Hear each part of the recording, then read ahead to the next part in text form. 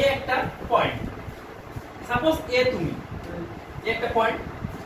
এখন এ থেকে তোমার টার্গেট কি বি। এখন এ সাপোজ তুমি ইউ। এখন বাকি সবাই দেখতে পাচ্ছে কিন্তু সে দেখতে পাচ্ছে না এই বি সফলতা, কারণ আমি বলে দিয়েছি ওকে, ও জানে না জাস্ট যে বি সফলতা। ও এখান থেকে শুরু করছে যাওয়া, যাচ্ছে যাচ্ছে যাচ্ছে, এখানে গিয়ে কি হয়ে যাবে, হাইপার হয়ে যাবে স্বাভাবিক। যে কি আমি সব এত দূর আসলাম এখনো তো আমার টার্গেট পাচ্ছি না, আবার যাওয়া শুরু করবে, এখানে আবার হয়ে যাবে, হাইপার হয়ে যাবে, হতাশ হয়ে যাবে, রাইট? এই জন্য এখানে একটা কথা বলে যে যত তুমি হতাশ হবা তুমি মনে করবা, কি মনে করবা, তোমার টার্গেট খুব কাছে। এটাকে যদি আমি সাকসেস বলি,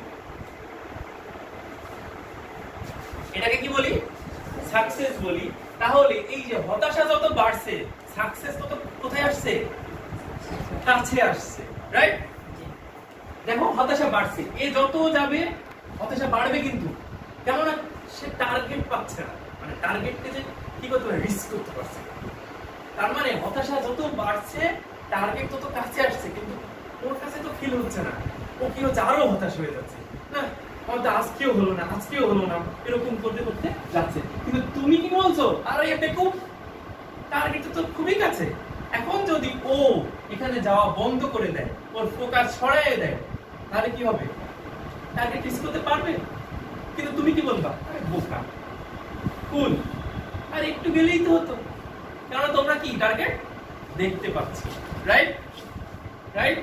এখন কথা হচ্ছে তুমি প্রশ্ন করতে পারো, কোশ্চেন কি, স্যার টার্গেট যদি এখানে না হয় এখানে হয়,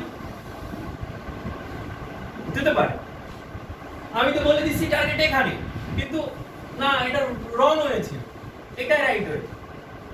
তোমার কোশ্চেন হতে পারে কিনা, ভ্যালিড কোশ্চেন, বাট তুমি কি মনে করো বইটা চান্স পায় নাই কেউ এখন পর্যন্ত, রুয়েটে পায় নাই, ঢাবিতে পায় নাই? তাহলে আমরা তো জানি কিভাবে চান্স পেতে হয়।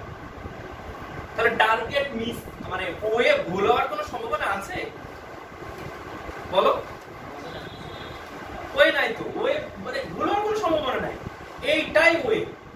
যদি তুমি এইভাবে যেতে পারো কোন পর্যন্ত, ওই টার্গেট রিচ না করা পর্যন্ত, হতাশ না হয়ে, তুমি যত হতাশ হবা তুমি ফিল করবা কি, টার্গেট আমার খুব আছে।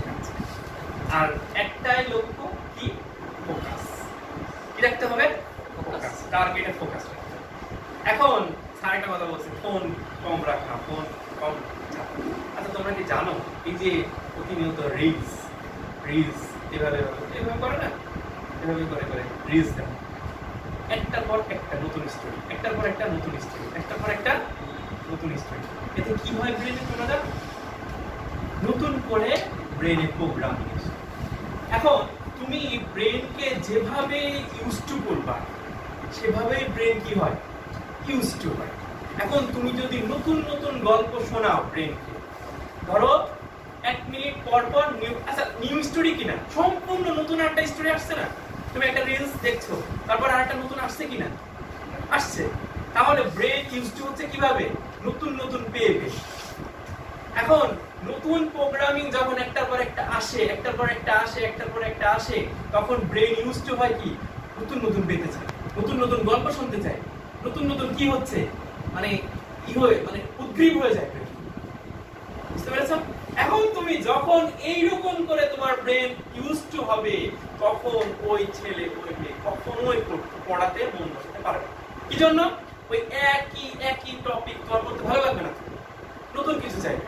তো তুমি একই জিনিস পড়ছো, একই প্যারাগ্রাফ পড়ছো, লেটার পড়ছো, আর প্রিপোজিশন পড়ছো, আর সামথিং যাই পড়ছো, ওটা মনে থাকবে, মানে তুমি মনোযোগ রাখতে পারবা? প্রতিনিয়ত তোমার ব্রেন কি চায়, নতুন কিছু চাচ্ছে, কেননা তুমি তো ইউজ টু করছো তোমার ব্রেন, রাইট? এই জন্য আমাদের কি করতে হবে, ফোকাস রাখতে হবে। টার্গেট হতাশ হওয়া যাবে না, আর কি করতে হবে, ফোকাস। কোথায়, টার্গেটে ফোকাস। আরেকটা কি বলেছিলাম ফার্স্টে, যে দুইটাই যদি আমি পেয়ে যাই, দুনিয়াও পেলাম, আখিরাতও পেলাম, আল্লাহ জান্নাতও পেলাম, আমি এইদিকেও সব পেলাম, ওদিকেও সব পেলাম। হয়তো এদিকে কিছু ছাড়া লাগে, কোনটা? সাংঘর্ষিক কোনো কিছু যদি আসে।